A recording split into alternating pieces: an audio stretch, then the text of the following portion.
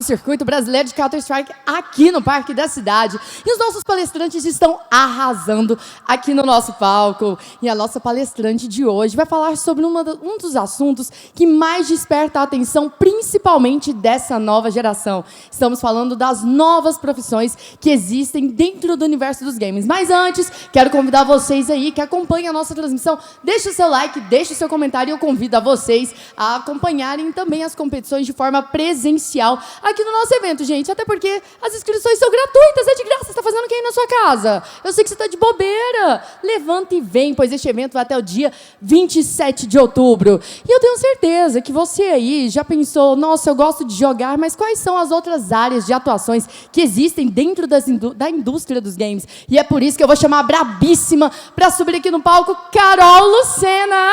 Pode subir! Maravilhosa! Oi, Sempre oi. por dentro do assunto. Que prazer ter você aqui para falar de um assunto que desperta tanto interesse, né? Até porque existem profissões mais antigas, digamos assim, que se adaptam com essa nova indústria que existe dos games. Com certeza. E hoje a gente vai falar aqui um pouquinho de cada uma, não todas, porque são muitas, mas a gente trouxe as principais. Então, vai que é tua, Carol, o palco é todo seu. Obrigada.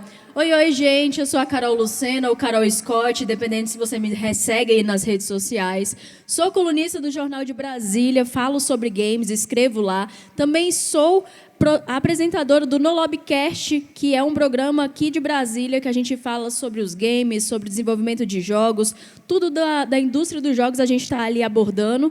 E hoje a gente vai falar um pouco sobre as profissões dentro dessa indústria, que eu quero apresentar para vocês algumas que talvez vocês ainda não saibam, ou às vezes não despertou aí na sua cabeça que você pode ser um deles. Então vamos lá?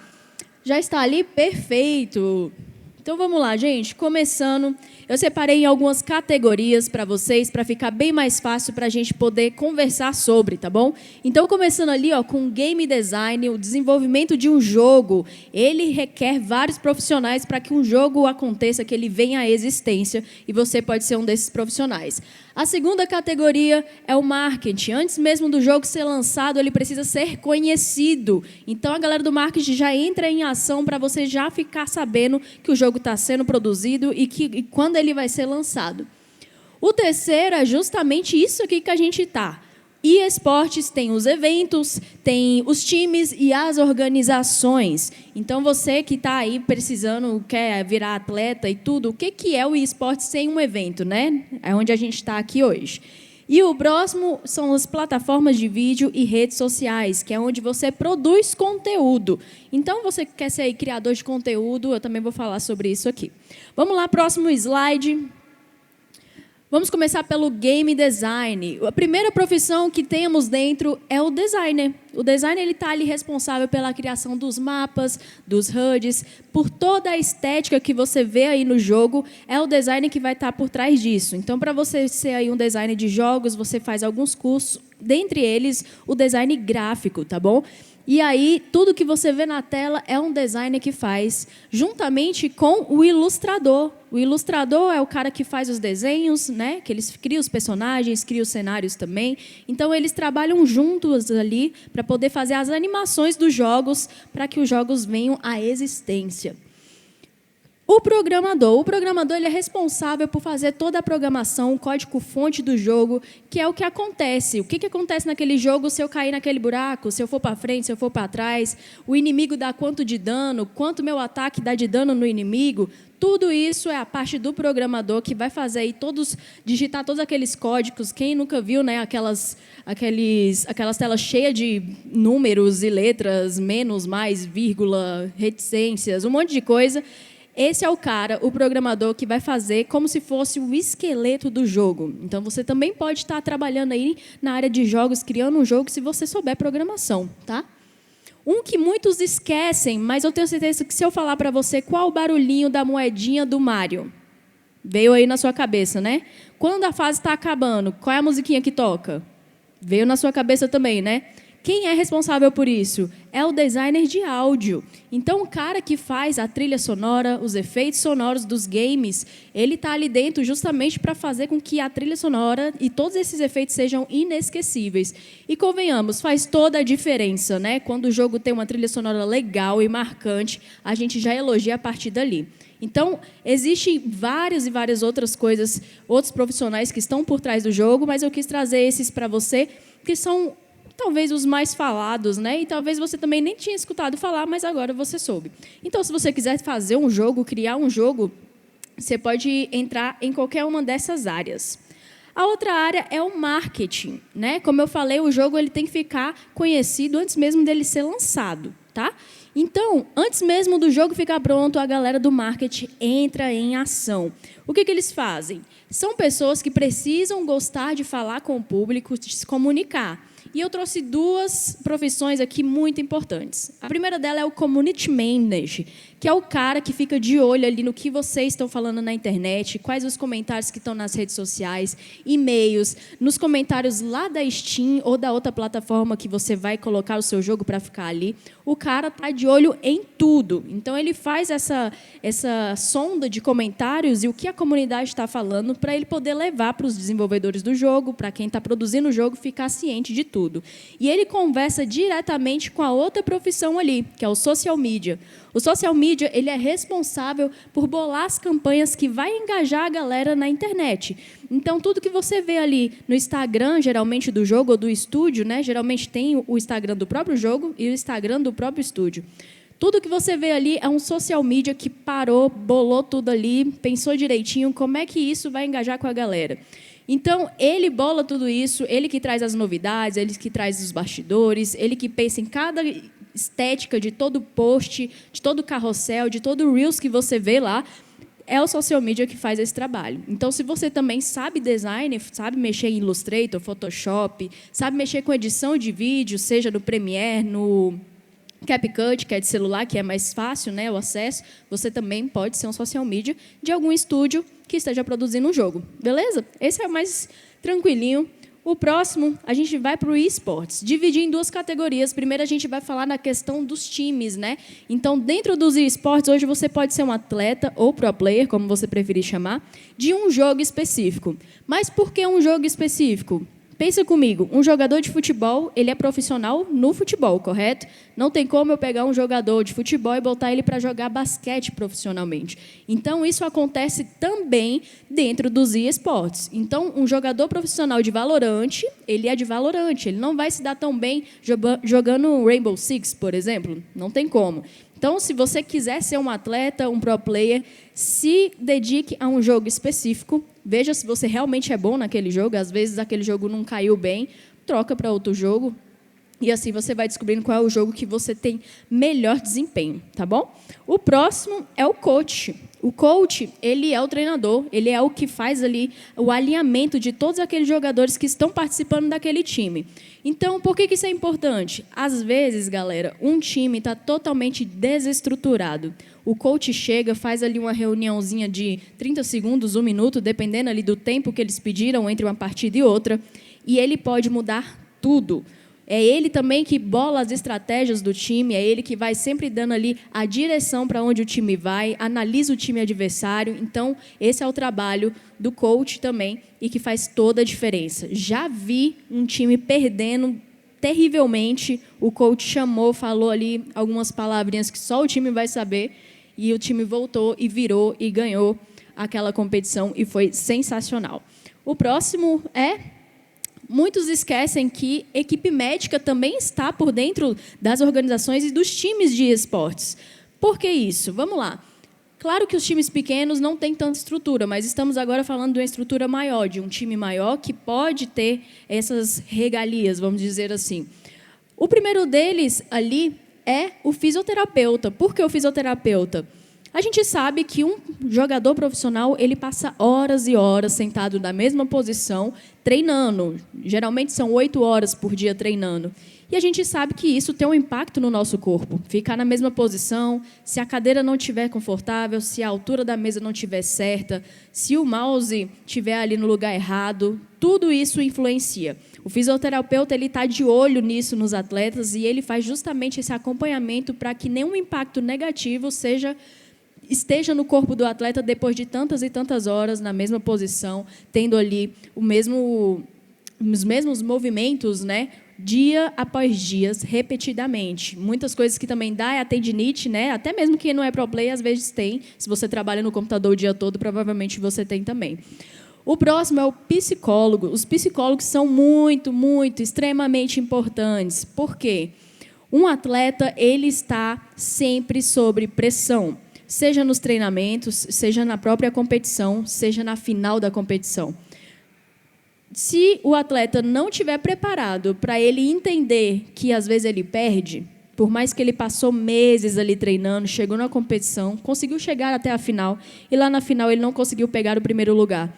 Ele tem que ter um psicológico muito bem trabalhado para que isso não afete ele de uma maneira muito pesada, né? Que leve ele realmente a quadros que sejam mais sérios. Então, o psicólogo ele tem que estar ali preparado para isso, para poder preparar o atleta para esses casos que acontecem. A gente sabe que acontece. Então, saber lidar com pressão, o psicólogo vai ensinar o atleta. Saber lidar com perdas, principalmente, ele vai ensinar o atleta também. E também acompanhar qualquer outra questão psicológica que, às vezes, o atleta tem que esteja atrapalhando o desempenho dele no jogo. E o outro ali que eu coloquei, nutricionistas. Como eu falei, o corpo da gente exige, né, que a gente esteja preparado aí para poder exercer determinada função, seja isso aqui no esporte ou em qualquer outra profissão. Então, o que acontece? Você tem que ter uma boa alimentação, você tem que entender o que o seu corpo está pedindo. E como é que o nutricionista entra nisso? Fazendo a dieta do atleta, falando aqui, 8 horas você come isso aqui, 10 horas é isso aqui, meio-dia é isso aqui. Então, ele faz toda uma tabela ali nutricional baseada em cada atleta e do que ele necessita para poder ter um bom desempenho e o corpo dele está sempre saudável para poder exercer aquilo. Beleza? Agora, a segunda categoria dos esportes, eu coloquei justamente os eventos. Os eventos aqui, a gente sabe que não é fácil criar um evento. É muito difícil. Se você já conversou com alguém que faz algum tipo de evento, você vai entender mais ou menos o que eu estou falando. Mas se você é o único que vem aqui, aproveita e vai embora, vou te contar algumas coisas. Primeiro, um evento começa muito tempo atrás do que ele está ali acontecendo. São meses de preparação. E essas pessoas, elas chegam para poder fazer isso com esses meses de antecedência e eles têm uma porrada de coisa para poder planejar. Então, a galera da produção são os responsáveis por organizar tudo, desde o lanche que você tem disponível até a água que tem disponível, tudo. E, como a gente está falando de esporte, são eles que decidem quais campeonatos terão dentro desses eventos. Então, quais são os jogos que naquela região vai fazer mais sentido ter? Então, aqui hoje em Brasília, a gente sabe que League of Legends é muito forte, Valorant é muito forte, mas talvez esses jogos não sejam tão fortes em outro lugar. Então, eles têm essa leitura geográfica, vamos dizer assim, para eles saberem se aquilo vai fazer sentido ou não dentro do evento que eles estão fazendo. No caso aqui, hoje a gente está no Counter-Strike e a gente sabe que faz muito sentido aqui em Brasília também. O próximo ali são as transmissões. Coloquei ao vivo ali, mas também tem a transmissão, que é a transmissão no próprio evento, como a gente está tendo aqui. Vocês estão me vendo aí de casa, mas aqui também existe um telão que está sendo transmitido para quem está presencial. Então, a galera da transmissão, a galera que filma, a galera que faz as configurações dos equipamentos, a montagem do equipamento. Então, todas essas profissões estão envolvidas dentro do evento de games, porque é justamente muito necessário, e a gente sabe que hoje o eSports está sendo sempre transmitido, então é muito bom você saber configurar lives, configurar questão de painéis também, que sempre tem nos eventos, grandes painéis. Então, se você sabendo um pouco disso, você também pode adentrar nesses eventos para servir, tá bom? Agora, narradores, a voz que dá emoção nas partidas dos games. Cara, uma partida, às vezes, é salva por causa do narrador. Acredite, às vezes a partida não está entregando nada, os times estão ruins, está todo mundo morrendo toda hora, mas o narrador está ali fazendo um trabalho excepcional que faz com que a emoção daquele jogo que não está sendo entregue acaba sendo entregue por causa do que ele está falando. Já vi isso acontecer várias vezes também, inclusive uma vez foi com o próprio Ciel, que é aqui de Brasília. Ele e o Jussan, às vezes, salvam uma partida assim, sensacional. Eles estão de parabéns. E os próximos são os apresentadores, que é o que justamente a Ananda está fazendo aqui com vocês. É quem anuncia quem está no palco, é quem chama os competidores, os jogadores, os players, para poder fazer as entrevistas depois. E eles vão aqui sempre sendo conduzidos pelo apresentador. Então, você pode ser o apresentador lá da... Oi, bonito! Você pode ser o apresentador dos eventos também. Então, se você tem uma boa dicção, tem uma boa presença de palco, se você fala direitinho, está ligado no que o jogo é, no que ele não é, você pode também estar aí se profissionalizando e também tentando ser apresentador. Beleza? Aqui, terminamos a parte de esportes. Vamos para o criador de conteúdo. Como começar, para qual plataforma eu crio e como monetizar. Quero ser streamer, quero ser TikToker, quero ser YouTuber. Como começar? Muito simples. Comece. Não vou explicar muita coisa. Comece. Meu celular é um Moto G de 2017. Não sei nem se existe. Cara, faz. Entendeu? É o que você quer? Você quer crescer nisso? Você quer melhorar nisso? Então, comece. Mas eu não falo bem. Comece. É a prática que vai te levar à perfeição, ok? Então, se você não está achando que você está bom agora, comece agora do jeito que está, porque a prática que você vai ter durante todos os próximos vídeos que você fizer, você vai melhorando. Eu hoje olho para o meu primeiro vídeo e eu fico rindo de mim mesma, porque eu parecia um robô falando, e hoje em dia já melhorou bastante, mas questão de prática. Para qual plataforma eu crio? Depende muito do que você quer, mas hoje eu recomendo você fazer o quê? Criar para as principais plataformas. Quais são as principais? Instagram, TikTok e YouTube, tá bom? Então, você aprenda aí também como é que essas plataformas funcionam e os seus formatos. Como monetizar? Comece fazendo um bom trabalho com o que você tem e não espere as marcas chegarem até você. Vá até as marcas, apresente seu trabalho. Conhece alguém que mexe com alguma coisa que te interesse? Fale com essa pessoa, vê se ele não está precisando dos seus serviços, ofereça mesmo. Não fique esperando sentado, vá atrás do que você quer.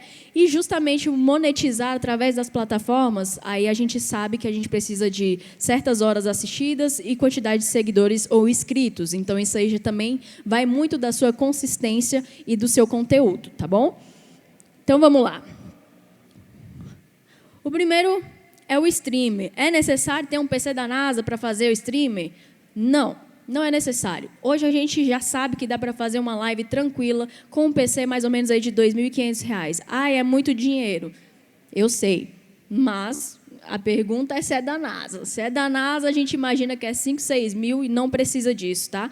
Você pode começar fazendo aí sua live tranquilamente com um PC mais de entrada e, claro, você escolhem os jogos que são mais tranquilos também de rodar, tá bom?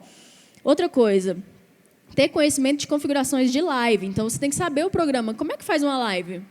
Tem que ter um programa para isso, correto? Você sabe mexer? Não sabe ainda? Tá tudo bem. No YouTube tem tutoriais e mais tutoriais para te ensinar a fazer qualquer coisa que você queira. Mas você pode começar com simples. Coloca a captura de tela do jogo, coloca sua webcam ali no cantinho, sem tampar as informações do jogo, importante, viu? E aí, já aprenda a configurar também quando questão de bitrate, questão de entrada e resolução de saída, tudo isso você aprende num tutorial bem rapidinho ali no YouTube. Plataforma. Conhecer as plataformas e suas regras, justamente isso. A gente sabe que não é toda plataforma que você pode falar qualquer coisa. Então, leia as regras da plataforma que você vai criar. Se você vai ser streamer, leia a plataforma lá, as regras da plataforma da Twitch, que geralmente é onde a gente faz as lives de jogos, e do YouTube também, porque você não pode falar qualquer coisa, você também não pode jogar qualquer coisa, e você não pode mostrar qualquer coisa. Então, fique de olho para você não levar um strike no seu canal desnecessário. E comunidade. Cria uma comunidade saudável, cria conexão com cada pessoa que chega para te assistir e quem ainda vai chegar. Por que isso é importante? Se você cuida bem da primeira pessoa que chega na sua live, a segunda pessoa, a terceira, a quarta, daqui a pouquinho essas pessoas fidelizam, elas viram de fato seus amigos, e aí quando chegar novas pessoas, eles vão receber essas novas pessoas. Então fica bem mais tranquilo, você vai criando ali um vínculo com quem te assiste, e é bem legal, tá? Próximo slide. Criador de conteúdo, onde postar. Entenda as plataformas e seus formatos.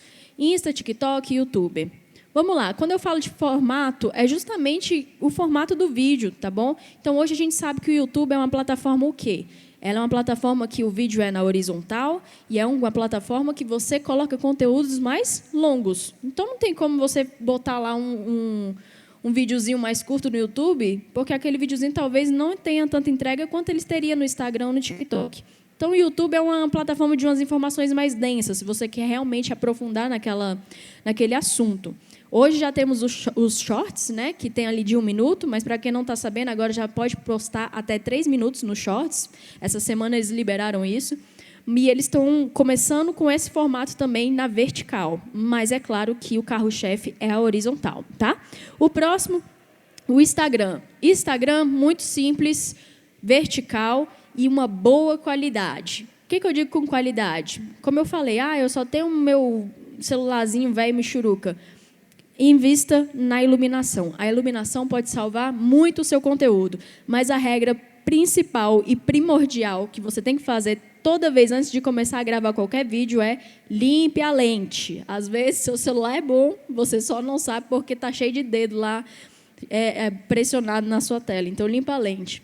E o outro é o TikTok. TikTok hoje já aceita vídeos de até 10 minutos, mas no formato vertical. Dá para você upar também na horizontal, mas a vertical é o carro-chefe deles. E é um conteúdo mais informal, né? Então, ali, às vezes, as pessoas colocam até conversando, até um vídeo mais com a qualidade menor, mas que é bem entregue se o conteúdo realmente for muito viral. Então, entenda esses formatos também. Roteiros. Aprenda a criar roteiro para cada formato, a fim de entregar um conteúdo de qualidade. O que eu quero dizer com isso? Um roteiro para o youtuber de um vídeo de 5 minutos não vai funcionar para um vídeo de 1 minuto no Instagram, no TikTok, e nem vice-versa. Não sei fazer roteiros. A dica é muito simples. Hoje, o que a gente está mais vendo são inteligências artificiais trabalhando. Então, abre lá o ChatGPT, pede para ele escrever roteiro para um Reels de 1 minuto, do jogo tal, com uma CTA é a chamada para ação, para pedir, para seguir, para comentar, para salvar o que você quiser ter no seu vídeo. Peça para o ChatGPT fazer esse roteiro, você vai ler a estrutura que ele vai te montar, e a partir do momento que você começa a ler roteiros e roteiros e roteiros, você vai aprendendo a fazer o seu. Então, essa é a minha dica. Bem simples, tranquilo, dá para você fazer aí de qualquer lugar. Equipamento, faça o melhor com o que você tem, justamente o que eu falei, né? Não importa, só comece. Constância. Quem não é visto, não é lembrado. Crie uma rotina de conteúdo dentro das suas limitações, não se apegue a números, divirta-se. Então, é justamente isso. Às vezes, a pessoa vai com uma expectativa muito alta para criar o conteúdo e, no final das contas, ele não tem o resultado que ele estava esperando, porque ele acha que ele vai viralizar daqui 1, 2, 3 dias ou daqui 1, 2, 3 vídeos. E não é assim que funciona. Então, você quer começar a criar conteúdo? Comece, fala do que você gosta, do que você tem domínio, e depois divirta-se fazendo com aquilo e os números vão chegar em algum momento, tudo bem? E a constância é muito importante. Se você consegue postar 2 vídeos por semana, poste 2 vídeos por semana. Se você consegue só um, poste só um. Mas não tire o seu... Como é que eu posso falar? Não faça disso um peso para você, ok? Então, se você quiser começar, mas você não tem muito tempo para fazer isso, use o tempinho mesmo que você tem. Se você quiser muito que isso dê certo, use o tempinho que você tem e faça o que você consegue fazer agora. Depois você vai melhorando e vai se organizando melhor, ok? Próximo slide. Falando em criação de conteúdo, como eu disse para vocês no início, eu sou apresentadora do No Lobbycast. E a gente viu a necessidade de ter um veículo de comunicação aqui no Brasília, feito aqui por brasilienses que falassem sobre gamers e o mundo geek. E outro diferencial da gente é o quê? Eu também não achei nenhum e eu consumo muito podcasts e videocasts, e não existe nenhum apresentado por mulheres com a temática de games. Então, hoje, nós somos o único do Brasil que tem eu à frente e minha amiga Zoe, e a gente está ali falando sobre games com cada convidada a cada semana, toda sexta-feira, às 8 horas da noite. E a gente fala sobre desenvolvimento de jogos, fala sobre, literalmente, falar sobre um jogo que a gente jogou, fala também sobre galera que faz os eventos dos games aqui em Brasília. Então, a gente sempre está levando ali alguém para poder conversar com a gente assuntos que envolvam os games de alguma forma. Então, se você quiser aí dar essa força para a gente está começando, mas a gente está com um conteúdo bem legal e eu espero que você goste. E hoje nós somos compostos justamente por mim, pela Zoe, e recentemente a gente contratou o Miron para poder fazer parte com a gente. Aí ele não está apresentando, mas ele está ali por trás, ajudando a gente em outras coisas que era necessário a gente ter mais alguém para poder fazer isso. Então, hoje, nós somos aí um dos programas de Brasília que eu acho que está muito legal. Né? Eu acho que está bom. E temos nós, temos outros também, mas se você quiser ajudar a gente aí, seria muito importante para a gente, tá bom? Então, siga lá o No Lobbycast, se inscreva no nosso canal e siga a gente no Instagram também, tá bom? E a gente faz todos esses conteúdos que eu mostrei para vocês agora, questão de vertical no TikTok, Instagram, no YouTube. A gente está presente em tudo, então, se você quiser pegar alguma referência, é só olhar lá no nosso perfil. Como ser um bom criador de conteúdo? Primeiro de tudo, estudo. Não me venha fazer vídeo do que você não sabe o que está falando e você não vai sustentar uma conversa de 5 minutos sobre aquilo. Então, fale sobre o que você tem domínio. Se você ainda não tem, estuda um pouquinho e aí você começa a falar. Tudo bem? Próximo, diversão. Como eu falei, não faça o que não gosta. Faça do seu processo um processo divertido e prazeroso. Se você tornar isso um trabalho chatão, nem você vai se aguentar depois. Estética, sua aparência e a aparência do seu vídeo são muito importantes porque ele ajuda a criar uma identidade para você ou para a sua marca. No meu caso aqui, como eu falei, o No Lobby é uma marca, mas eu também tenho meu perfil pessoal, onde eu crio também meus conteúdos individuais. Então, eu tenho tanto minha identidade individual quanto a identidade do No Lobby. Então, são coisas diferentes, mas são os exemplos que eu posso trazer para você. Sua aparência é muito importante. Quando eu falo de aparência, não é necessariamente só o cabelo arrumado, né? A pele feita ali, bonitinha. Eu digo a questão também da sua energia no vídeo. Não tem graça você abrir um vídeo e o cara tá lá, tipo, meio com sono, falando meio blasezão, assim. Você não vai assistir esse conteúdo. Então, o que você assistiria? Então, faça algo que você assistiria. E aí, essa é a minha dica para a questão de estética do vídeo. Comunidade, como eu falei, cuide da comunidade para ela te ajudar a cuidar dos outros que começam a chegar. E educação. Seja uma pessoa agradável, educada e que as pessoas tenham um gosto de assistir. Foi o que eu falei também agora. Não tem graça assistir uma pessoa chata, não tem graça assistir uma pessoa que é resmungona. Na verdade, tem, né? Dependendo de como ele reage com as coisas. Mas vocês me entenderam. Seja uma pessoa agradável, tá? Para as pessoas gostarem do que eles estão assistindo e, principalmente, gostar de você, não só do seu conteúdo. Ok? E acho que é isso, gente. Espero que vocês tenham aberto um pouco a mente aí de vocês em relação às profissões que existem dentro da indústria dos games e também do criador de conteúdo. Se você ainda não me conhece, eu sou a Carol Scott. Me siga nas redes sociais, @acarolscott. E, como eu disse também, me siga e se inscreva lá no canal do No Lobbycast, que é um programa de games aqui de Brasília. Muito obrigada e até a próxima. Tá aí, Carol Scott, maravilhosa! E que enriquecedor, né, Carol? Ainda mais trazer todas essas atualizações das profissões que atuam dentro do mercado dos games, desde as mais tradicionais para as mais atuais. E uma coisa que eu acho muito legal que tem hoje em dia são professores utilizando os games, os jogos, dentro de sala de aula. Na minha época não tinha essas coisas. Na minha época era cartolina, era outro rolê, mas aí a gente revela muito a idade aqui no palco, né, gente? Carol, como que você vê até mesmo essa mudança da própria educação, utilizar os games dentro de sala de aula? Eu acho isso sensacional. Como você disse, não era uma coisa que a gente via muito, né? Então, eu acho que isso também desperta o interesse das pessoas e quebra o preconceito que já existia antes, por parte até mesmo dos pais. Porque a gente sabe que a gente, hoje em dia, tem que explicar um pouco melhor para eles o que o mundo dos games virou, né? Porque antes era só visto como algo de criança, algo que era só para diversão, mas hoje a gente sabe que tem crescido uma indústria gigantesca, que tem ultrapassado aí indústrias muito grandes no mundo inteiro. E eu acho que trazer isso para a sala de aula é uma coisa que eu comento muito com o Davi, que é do Geek Fit, que eu falo, cara, eu queria muito ter tido um professor igual você que mostrava esse outro lado da educação e que ela existe. Por mais que a gente ache que é muito recente, mas já existia antes. A gente saindo um pouco dos jogos digitais, existiam os jogos de tabuleiro, que sempre, em cada escola, às vezes, tentava implementar isso também, né?